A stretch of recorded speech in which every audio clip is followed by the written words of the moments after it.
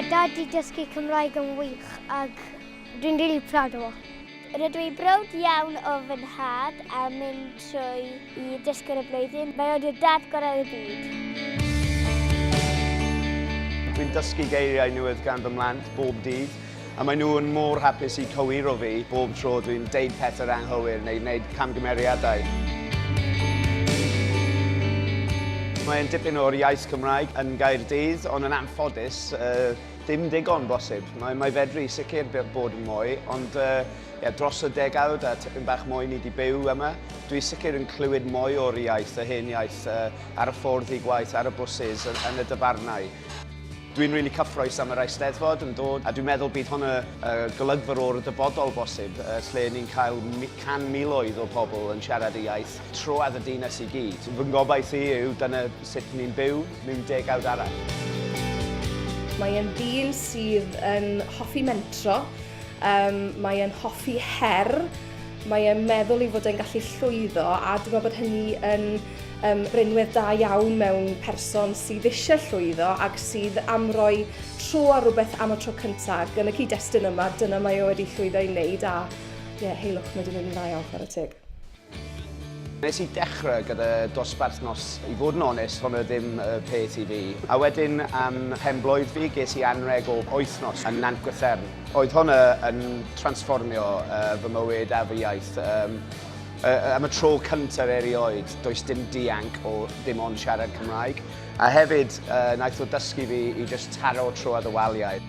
A dyna beth wedi roed y hyder iddi fi i cario ymlaen gyda'r iaith. Ers hynny, dwi'n topio fyny rhyw amser gyda saysomethingin.com. Maen nhw'n gwych am just siapio helpu fi gyda fy geirfa.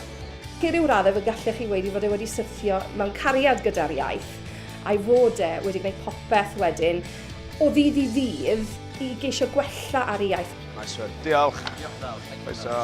Dwi'n defnyddio Cymraeg gyda pawb, troedd y dydd, bob dydd. So, dwi'n deffro gyda fy mhlant a fy nheulu. Dwi'n cwrdd pobl ar y stryd, dwi'n siarad gyda nhw cymdogion ni. Dwi'n ar y bws a dwi'n deud bore da, drive, bob bore. Maen nhw yn gwenu, good morning, fel arfer. Ond rhyw amser ti'n cael bore da, hwnna di llwyddiant iddo fi. Mewn i swyddfa, bore da pawb eto. Yn normaleiddio iaith yn rhywbeth dwi'n hollol passionate am. So unrhyw amser dwi'n cwrdd rhywun, mae'n iaith Cymraeg di yr opsiwn cyntaf. Mae'n synhirol iddi fi a dwi ddim yn dall pam rhyw pobl arall yn swyl am y ffaith yna. Mae rhai codi'n het iddo fe, herwydd mae e wedi gwneud rhywbeth mae pobl wedi eisiau gwneud, ond falle ddim wedi mentro gwneud. A dwi ddim ofn o gwbl, a dyna beth sy'n mor dda am Steve. Mae e'n fodlon mentro, a so wneud camgymeriadau, wel dyna ni, mae wedi dysgu ohono fe, a mae'r ffaith bod e'n annog pobl i drio, ond mae'r rhaid llongyfarch yn hynny o beth. Gymaint o pobl yn siarad gyda fi am pa mor arbennig yw e ti fedru siarad yn rhugl a ti'n mor cyfoethus. Dwi ddim yn rhugl, o gwbl, neb yn rhugl di y cred fi, ond hefyd dwi'n gwybod mwy na hanner y byd fedru siarad yn dwyieithog. So does dim byd arbennig am siarad dwy iaith yn dda, ond dwi yn mor falch am yr effaith mae wedi cael ar fy mywyd i. Dwi ddim yn really credu y ffaith dwi'n yma yn y rownd derfynol. I fi, fe jyst rhan o fy mywyd ac i fod yn y rest o fer gyda'r cystadleuaeth arall yn rhywbeth dwi'n hollol balch am. Dwi'n meddwl ddyle Steve ennill oherwydd mae wedi profi mi, mae'n rhaid i chi fentro mwyn llwyddo.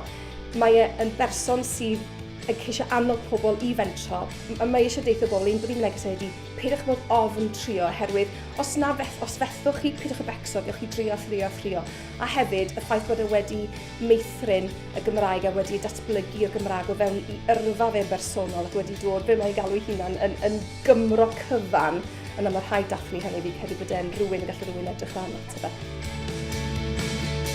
Ges i cap rygbi dros Cymru pan oedd fi yn y prifysgol a mae hwnna yn pwysig iddi fi. Ond sicr mae hwnna yn rhywbeth yn fyny, neu dros hwnna, achos dwi ddim wedi cael fy ngeni gyda'r sgiliau Cymraeg, dwi wedi dysgu o.